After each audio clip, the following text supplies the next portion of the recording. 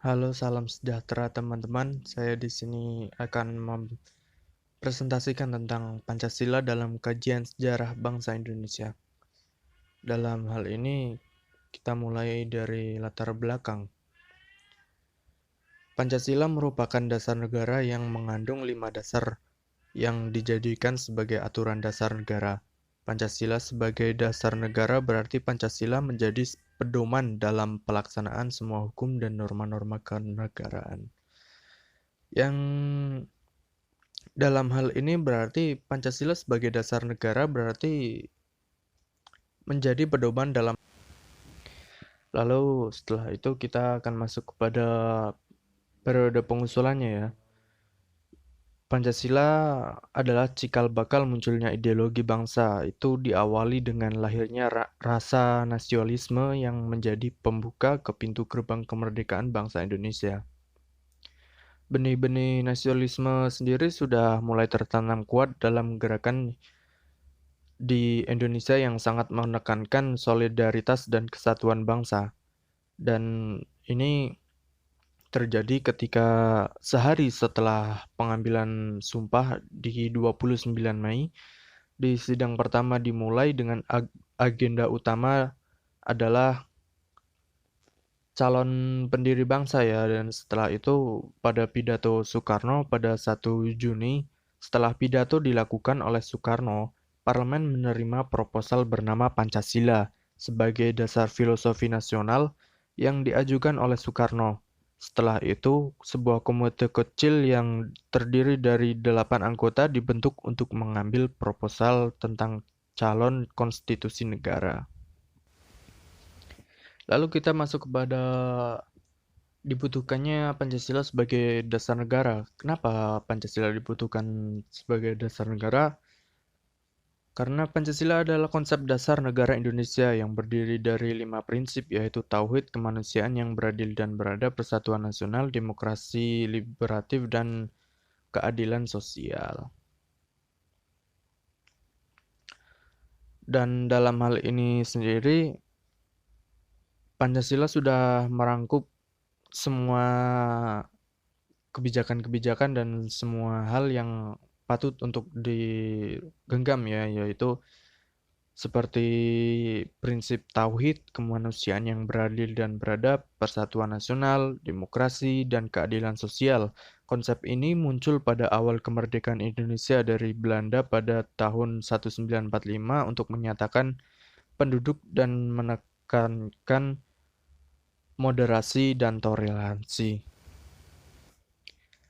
Dan selanjutnya kita masuk kepada perubahan Pancasila ya, seperti bukan perubahan, lebih tepatnya kepada perjalanan Pancasila karena seperti yang sudah saya sampaikan tadi bahwa Pancasila ini adalah bagian sejarah dari bangsa Indonesia. Yang pertama adalah Orde Lama. Orde Lama berlangsung dari tahun 1959 hingga 1966. Saat itu demokrasi yang terkendali sudah berlaku. Setelah menetapkan restorasi UUD 1945, Presiden Soekarno meletakkan dasar bagi kepemimpinannya. Namun dalam prakteknya, demokrasi terpimpin tidak benar-benar sesuai dengan makna itu dan diketahui telah melenceng dari tujuan awal yang mana demokrasi di masa itu dipandu oleh kepentingan tertentu.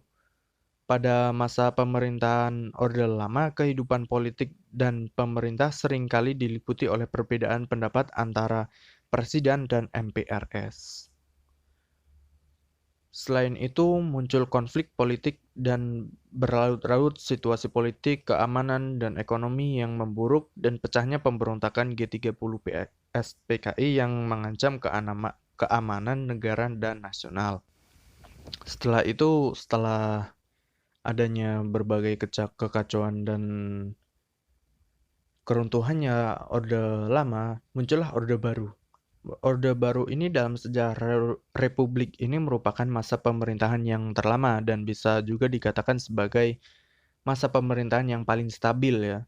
Stabil dalam artian tidak banyak gejolak dan berkemuka layaknya keadaan dewasa ini.